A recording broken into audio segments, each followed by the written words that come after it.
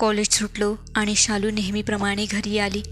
पण आज तिच्या चेहऱ्यावर ताण होता, कारण तासाभरापूर्वीच तिची जिवलग मैत्रीण संजना हिच्याशी तिचं जोरदार भांडण झालं होतं.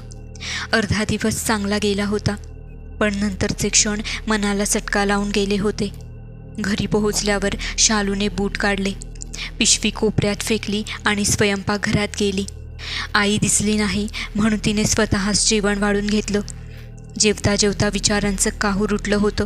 अभ्यासाला बसली तेवढ्यात आई शेजारच्या काकूंकडून आली आणि म्हणाली, शालू आलीस का? जेवलीस का गं? शालूने हलकेच मान डोलावली. आई पुढे म्हणाली, अगं तुझ्या नावाचं एक पार्सल आले, कोणी पाठवलंय ते कळत नाही. मी उघडलं नाहीये, तिथे टेबलवर ठेवलंय बघ. शालू चकित झाली. तिने काहीच मागवलेलं नव्हतं. विचारांच्या गुंत्यात असतानाच आईने चहा आणून दिला. एवढा काय विचार करतेस? आधी चहा घे आणि पार्सल उघड. चहाचा कप घेऊन शालू टेबलाजवळ आली. पार्सलवर पाठवणाऱ्याचं नाव शोधण्याचा प्रयत्न करत असतानाच तिच्या हातून चहा पार्सलवर सांडला. नाव आणि पत्ता मिटून गेला होता. ती निराश झाली. पार्सल न उघडताच तिने ते तसंच ठेवलं आणि खोलीत जाऊन झोपली. मध्यरात्री अचानक तिची झोप उडाली. डोळे उघडले तर समोरच पार्सल नजरेस पडलं. जणू काही ते तिला बोलावत होतं. मनाच्या घाबरटपणाला बाजूला ठेवून तिने पार्सल उघडलं आणि जे पाहिलं त्याने तिच्या काळजात धस्स झालं. पार्सलमध्ये एक काळी बाहुली होती. डोळ्यातून लालसर पाण्यासारखं काहीतरी गळत होतं. बाजूलाच काही विचित्र मंत्र लिहिलेली कागद आणि काही करणी सामान होतं. भीतीने शालू किंचाळली आणि बेशुद्ध पडली.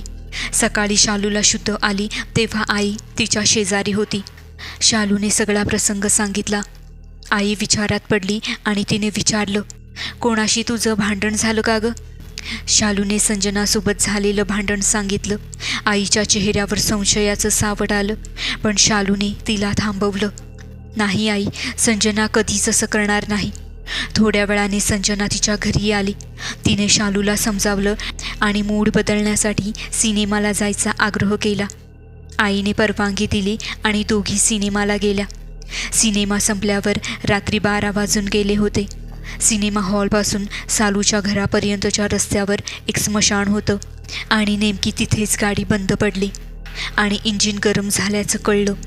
पाण्याच्या शोधात त्या स्मशानाच्या बाजूला गेल्या. तिथेच एका चितेच्या समोर एक मुलगी ध्यानस्थ बसली होती. तिच्या अंगावर काळा झगा होता आणि तिच्या तोंडातून विचित्र मंत्र बाहेर पडत होते. दोघींनी ती मुलगी नीट पाहिली. ती होती निधिका, त्यांच्या कॉलेजची विद्यार्थिनी, जी कायम एकटी असायची आणि कोणाशी फारसं बोलायची नाही. तेवढ्यात पाण्याची बाटली शालूच्या हातून दगडावर पडली आणि आवाज झाला. निधिकाने डोळे उघडले. भीतीने दोघी धावतच गाडीकडे निघाल्या. कशीबशी गाडी चालू करून त्या घरी पोहोचल्या. दुसऱ्या दिवशी कॉलेजमध्ये निधिका शालूला पहिल्यांदा विचित्र नजरेने पाहत होती.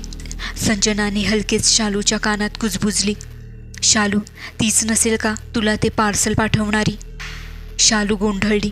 तिने निधिकाला सहज विचारलं, काल रात्री स्मशानाजवळ होतीस ना तू? निधिका फक्त मंद हसली आणि निघून गेली. शालूला एक अनामिक भीतीने घेरलं. त्याच दिवशी शालूला पोटदुखी सुरू झाली. वेदना असह्य होताच तिने डॉक्टरांचा सल्ला घेतला. दुसऱ्या दिवशी मात्र ती पुन्हा एकदम ठणठणीत बरी झाली. पण संजना कॉलेजला आलीच नाही. शालूने संजनाच्या घरी फोन केला तर शालूला तिच्या आईचा हंबरडा ऐकू आला. बाळा, संजनाचं काल रात्री अचानक निधन झालं. रक्ताच्या उलट्या होत होत्या. शालूची मनस्थिती ढवळून निघाली. ती निधिकाच्या घरी पोहोचली. दार उघडं होतं. आत गेली तर तिच्या पायाला काहीतरी आदळलं. तिने खाली पाहिलं तर तेच पार्सल. शालूने भीती बाजूला ठेवून पार्सल उघडलं. आत तीच काळी बाहुली होती, पण यावेळी तिच्या गळ्यात संजनाचा फोटो लटकलेला होता. शालू जोरात किंचाळली. तेवढ्यात मागून एक गूढ आवाज आला, काही कधीच नष्ट होत नाही, केवळ रूप बदलतं. शालूने मागे वळून पाहिलं पण तिथे कुणीच नव्हतं. खोलीवर एक भयानक थंडी पसरली होती. तिने भीतीने पुन्हा बाहुलीकडे पाहिलं.